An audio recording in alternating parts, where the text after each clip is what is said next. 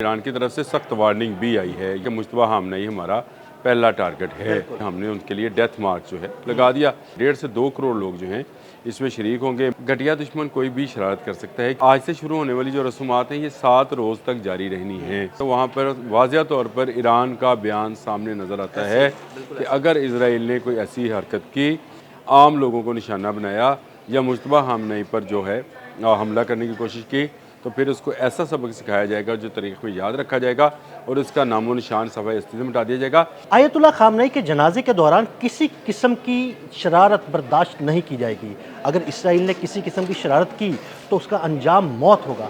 Iran की जानिब से बड़ा सख्त रद्दअमल सामने आया है। इस बारे में आमिर रज़ा से बात करते हैं। आमिर भाई, आयतुल्लाह खामनई का जनाजे की तैयारियां हो रही हैं, तदफीन की जानी है।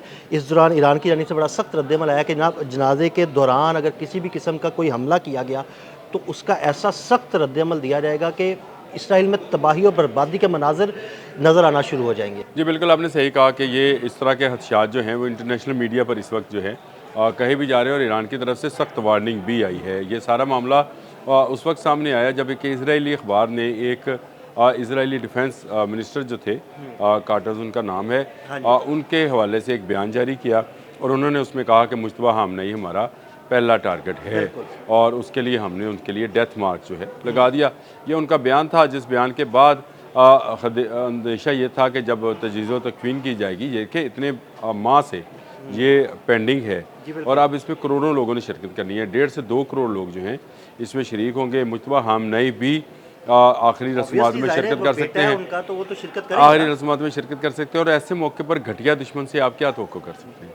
घटिया दुश्मन कोई भी शरारत कर सकता है, क्योंकि ये जो अमेरिका और ईरान अमन मुआहदा है जिसकी पूरी दुनिया तारीफ़ कर रही है और जिसके लिए पूरी दुनिया इंतज़ार कर रही है कि कब ये मुआहदा जो है वो मुकम्मल तौर पर ड्राफ्ट हो और उसके जो शराइत हैं दोनों ममालिक तस्लीम करें और उसके बाद आपने हर्मज़ खुले, दुनिया में कारोबार खुले, मिडल ईस्ट में भी हाँ जी तजारत शुरू हो। इसमें अगर कोई रखना है तो वो इजराइल है। ये सब सारी दुनिया करने की पूरी कोशिश करेगा। इसीलिए ये क्योंकि आज से शुरू होने वाली जो रसूमात हैं ये 7 रोज़ तक जारी रहनी हैं। इसमें अभी तो आज तेहरान में इंटरनेशनल जो आएंगे मुख्तलिफ लीडरान, उनके लिए है। फिर आज सुबह जब 4 बजे के फजर के बाद जो है इसी में मुसल्ला इमाम ख़मीनी में लोगों को दीदार के लिए लाया जाएगा। ये 5 तारीख तक जारी रहेगा। इसके बाद ये जो जस्द हाकी है और शहीद का, इसको लेके जाया जाएगा नजफ़ में, इराक़, और नजफ़ से फिर एक दिन के लिए जाएगा करबला और वहाँ पर भी करोड़ों लोग जो हैं वो उनके दीदार के लिए मौजूद होंगे। तो इस दौरान जो ईरानी इंटेलिजेंस है उसकी ये रिपोर्ट है कि इसराइल कोई शरारत कर सकता है, क्योंकि घटिया दुश्मन है और वो एक ऐसे मौके की ताक में रहता है जहाँ ज़्यादा से ज़्यादा मासूम लोगों को जो है। भी आपने शरारत का लफ्ज़ इस्तेमाल किया, मैंने भी शुरू में शरारत का लफ्ज़ इस्तेमाल किया, लेकिन मैं इस लफ्ज़ को ना शरारत से कमीनगी की तरफ लेके जाता हूँ। कमीनगी करेगा, दहशतगर्दी करेगा, ऐसा कोई मनसूबा बना सकता है। ये घटिया है और घटिया दुश्मन जो है हमें, क्योंकि एक पाला मुसलसल एक घटिया दुश्मन के साथ है जिसका नाम भारत है। इसी तरह का घटिया दुश्मन जो है ये इसराइल भी है, जो कि ऐसी हरकत कर सकता है और वहाँ से जो है दोबारा जंग का आगाज़ हो सकता है। इससे बचने के लिए ईरान ने बिल्कुल ठीक कहा। इस वक्त इंटरनेशनल मीडिया के ऊपर अगर आप जो भी RT है, फॉक्स है, आप सारे मीडिया को उठाएं तो वहाँ पर वाज़िया तौर पर ईरान का बयान सामने नज़र आता है कि अगर इसराइल ने कोई ऐसी हरकत की, अपने मज़मूम मकासद के लिए आम लोगों को निशाना बनाया या मुश्तबा हमनई पर जो है हमला करने की कोशिश की, तो फिर उसको ऐसा सबक सिखाया जाएगा जो तारीख में याद रखा जाएगा और उसका नामो निशान सफ़ाए अस्तित्व मिटा दिया जाएगा। ये मैं आपको एक बात बड़े वाज़ह तरीके से बताना चाहता हूँ कि उन्होंने इस फ्यूनरल से पहले एक बड़ी तब्दीली की है। पासदारान इनकलाब का मुस्तकिल कमांडर अहमद वाहदी को बना दिया है। बिल्कुल, और वो मंजर-ए-आम पर भी आए हैं।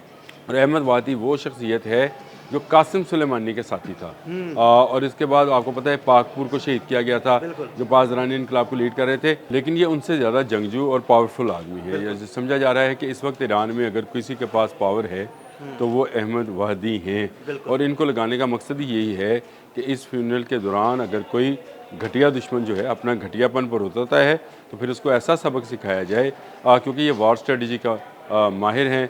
1988 से पासदारान के साथ काम कर रहे हैं और तमाम बड़ी लीडरशिप जो है इनके साथ है। और एक बात और भी है, इनको नायब अमीर पासदारान जो है ख़ुद आयतुल्लाह ख़ामेनी ने जो है अली ख़ामेनी ने मुकर्रर किया था।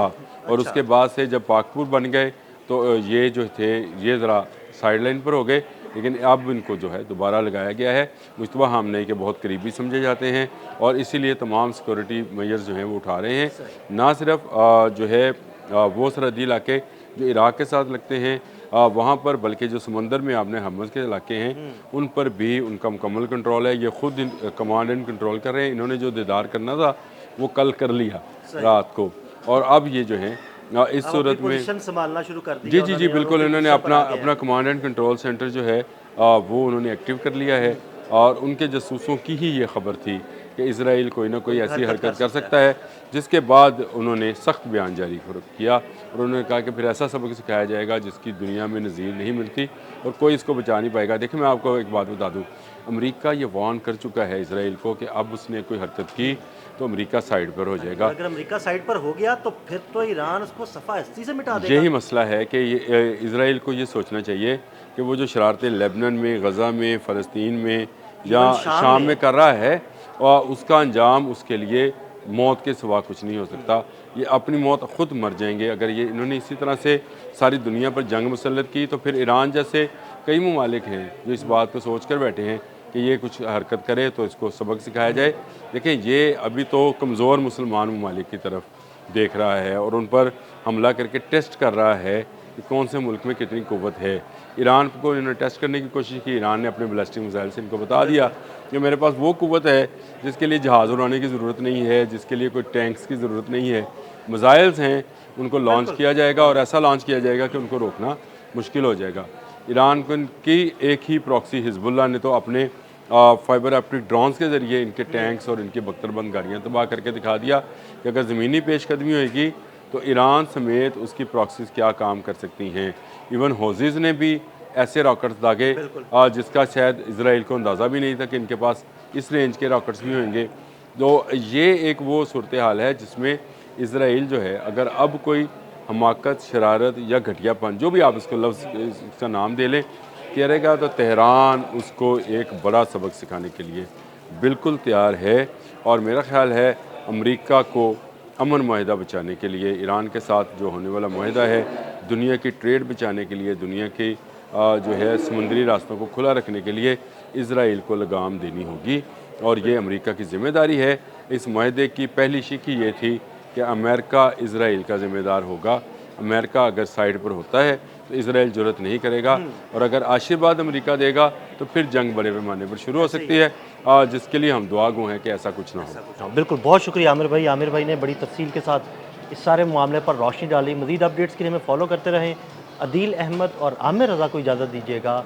अल्लाह हाफ़िज़।